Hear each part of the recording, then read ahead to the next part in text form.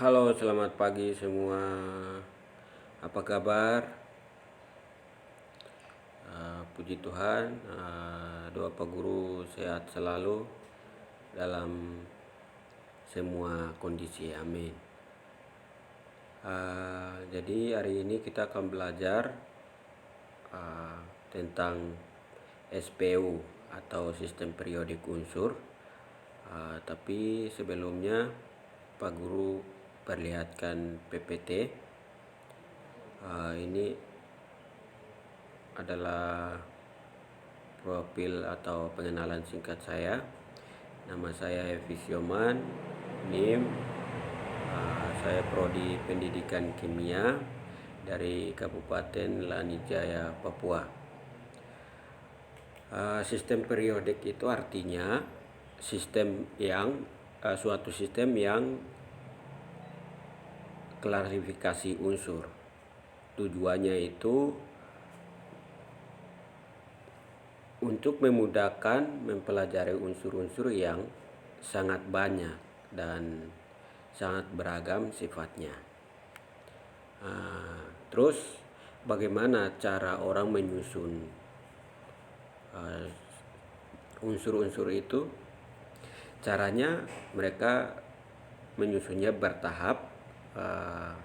Jadi ada fasenya, masanya, sehingga terjadi perkembangan. Jadi perkembangan itu orang-orang yang menemukan itu, yang menyumbangkan pikiran tentang SPO itu, ini adalah nama-nama mereka. Pertama De Bruiner, kedua Alex atau Newland, terus ketiga Mendeleev, kemudian selanjutnya Moseley jadi pertama kita akan lihat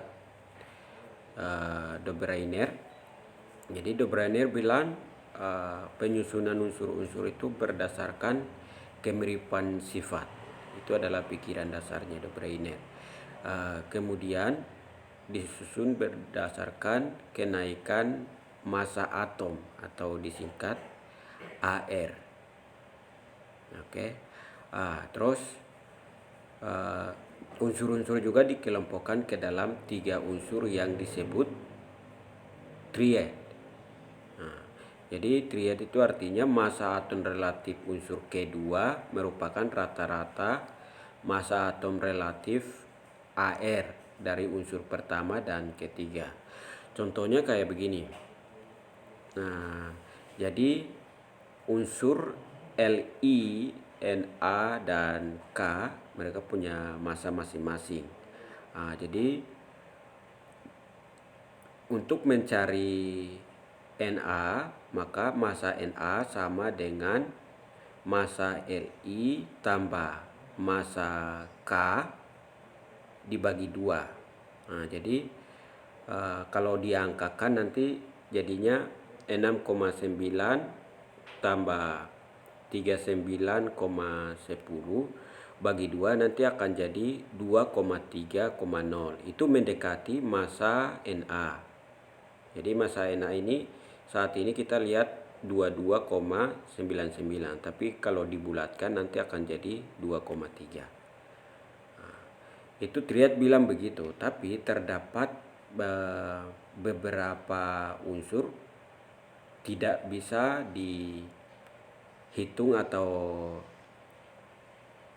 diklarifikasikan seperti yang disebut triad ini. Makanya muncullah hukum oktav atau Newland.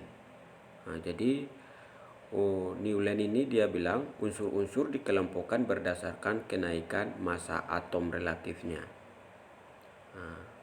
Kemudian unsur ke-8 memiliki sifat kimia mirip dengan unsur pertama, unsur ke-9 memiliki sifat mirip dengan unsur ke-2, dan lain sebagainya. Kemudian sifat-sifat unsur yang ditemukan berkala atau periodik setelah 8 unsur disebut hukum oktav.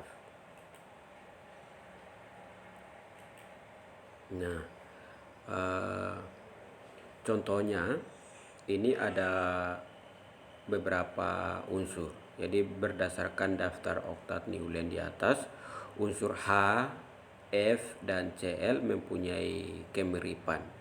Oke, sehingga mereka berada di satu periode. Nah, selanjutnya Mendeleev.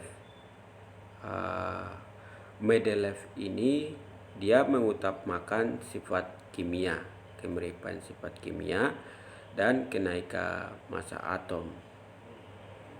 Oke.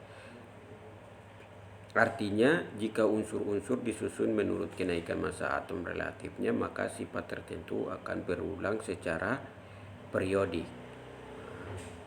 Kemudian dia mulai memunculkan golongan dan periode. Jadi unsur-unsur yang memiliki sifat serupa ditempatkan pada suatu layur tegak atau disebut golongan. Ya. Sedangkan layur horizontal disebut periode. Jadi kelebihan dari Mendeleev ini mampu memprediksi adanya atom atau unsur yang pada saat itu belum ditemukan. Oke, unsurnya belum ditemukan, tapi Mendeleev dia sudah memprediksi unsur-unsur ini akan ada tapi belum ditemukan. Tuh. Itu kelebihan dari Mendeleev. Selanjutnya sistem periodik modern. Ya, itu sifat-sifat unsur merupakan fungsi periodik dari nomor atom. Artinya sifat dasar suatu unsur ditentukan oleh nomor atomnya, bukan oleh massa atomnya. Nah, jadi dari sistem sebelumnya itu dari 4 ilmuwan tadi, mereka menggunakan nomor massanya. Kalau sistem periodik modern ini dia ubah tadinya massa menjadi nomor atomnya. Kemudian disusun berdasarkan kenaikan nomor atom, tidak lagi menggunakan nomor massa. Atom unsur-unsur disusun dalam tabel yang berupa kolom dan baris. Jadi kolom itu yang disebut golongan, baris disebut periode. Kemudian golongan itu terdiri dari 18 golongan. Jadi 8 golongannya adalah A, 10 golongannya adalah B atau logam transisi. Nah, seperti ini. Jadi nomor 1 nama latinnya adalah golongan alkali. Kemudian unsur ke-7 elektron valensinya 1. Kemudian golongan 2 nama latinnya alkalitana. Unsur ke-6 elektron valensinya 2. Nah, jadi di sini itu ciri khas dari golongan A. Kemudian golongan transisi atau golongan B itu tersusun atas golongan 3B, 4B, 5B, 6B, 7B, 8B, dan 1B dan 2B. Nah, itu polanya kenapa tidak mulai dari 1B dan 2B tapi dimulai dari 3, nanti kita akan lihat setelah ini. Nah, sekarang baris horizontal yang disebut periode. Periode ini, yang periode pertama disebut sangat pendek karena jumlah unsurnya hanya 2. Kemudian periode kedua disebut periode pendek karena unsurnya hanya 8. Itu sama dengan 3. Kemudian periode keempat disebut 4 dan 5 disebut panjang karena jumlah unsurnya 18. Dan seterusnya sampai periode ke-7 belum lengkap, tapi dia lebih dari 32.